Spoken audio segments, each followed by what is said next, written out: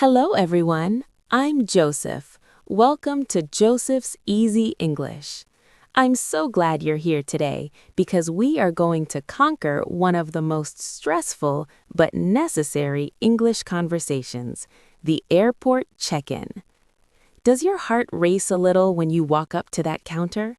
Do you worry about understanding the staff or saying the wrong thing? That is completely normal. We all get nervous when we travel, especially when we have to use a new language. But by the end of this 10-minute lesson, you will feel confident and ready to handle any airport check-in, from the greeting to the goodbye. The scenario we will study is based on a short story about a traveler named Sarah. But we are going to expand it into a full, realistic, and practical conversation. This is English you can use immediately. Before we jump into the simulated dialogue, let's learn some key vocabulary and politeness rules that you will need. First, vocabulary and pronunciation. Number 1, check-in desk. 3 syllables, check-in desk. This is the counter where you give your bag and get your boarding pass. Number 2, boarding pass. 3 syllables, board-ing pass. This is your ticket with your seat and gate number. Number 3, passport. 2 syllables, passport. The most important document. Number 4, oversized. 3 syllables, oversized. This means something is too big or too heavy. Number 5, window seat versus aisle seat. Aisle is pronounced like I-L. Be careful. A window seat is next to the window. An aisle seat is next to the walking area.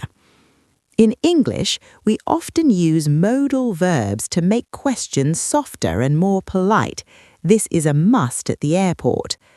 Instead of saying, "Give me a window seat," too direct, a little rude, say, "Could I please have a window seat?" Very polite. Instead of saying, "I want to check this bag," say, "I would like to check this bag, please." The phrase "I would like" is much better than "I want." We will use all these phrases in the upcoming dialogue. Now I want you to prepare for the simulated dialogue. We are going to listen to an uninterrupted conversation between Sarah and a check-in agent, Mark. Listen closely. Try to guess what they are saying. Do not worry about understanding every single word. Focus on the flow and the tone. After the dialogue, I will be back to review everything. Get ready. The dialogue starts now. Good afternoon. Welcome to Flight 307 to New York. May I please see your passport and ticket? Good afternoon. Yes, of course. Here you go. Thank you, Sarah. Are you checking any bags today? Yes, I am. I have this one large suitcase. All right. Please place it on the scale right here. It looks like it's slightly oversized. It is 24 kilograms. The limit for an economy ticket is 23. Oh no, really? I thought the limit was 25. Is there anything I can do? I don't want to pay an extra fee. Don't worry, you are very close to the limit. I can give you a small allowance this time, but please be aware of the 23 kilogram rule for future flights. I'll just tog it now. Oh, that is very kind of you. Thank you so much for your help. No problem at all. Now, for your seat preference. I see you are currently assigned a middle seat, 17B. Would you prefer a window seat or an aisle seat? A window seat, please. Could I possibly have a window seat near the front of the plane? Let me see what we have available. Typing. Yes, I can move you to 5A. That is a window seat, and it's right at the front. 5A. Perfect. Thank you.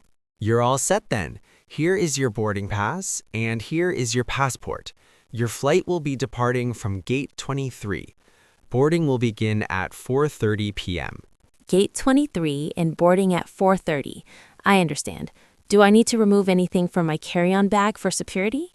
Just make sure any large liquids are in a clear plastic bag, and you will need to take your laptop and tablet out of your bag. That's the standard procedure.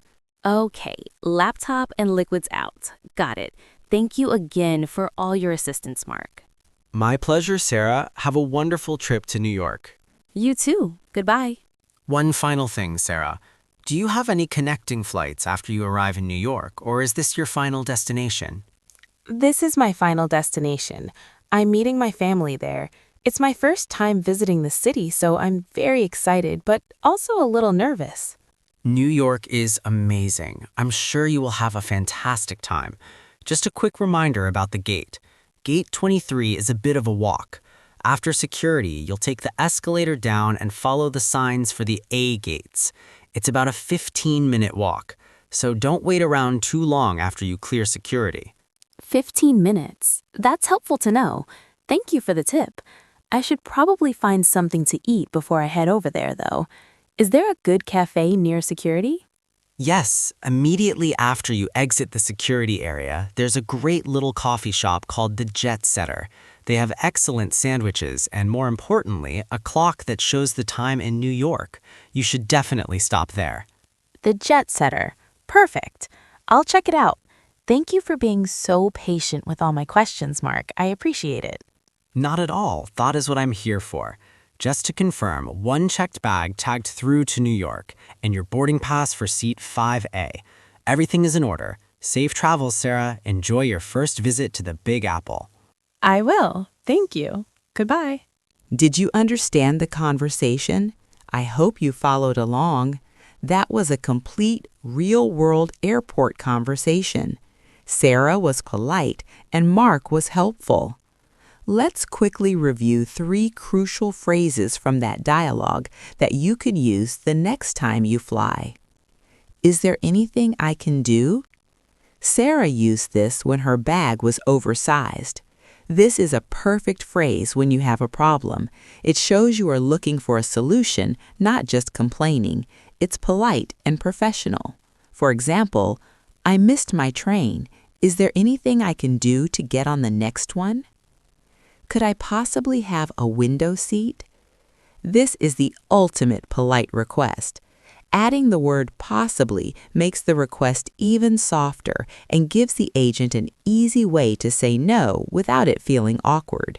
Use this for all special requests, seat preference, food, or changing a reservation. Thank you for being so patient with all my questions.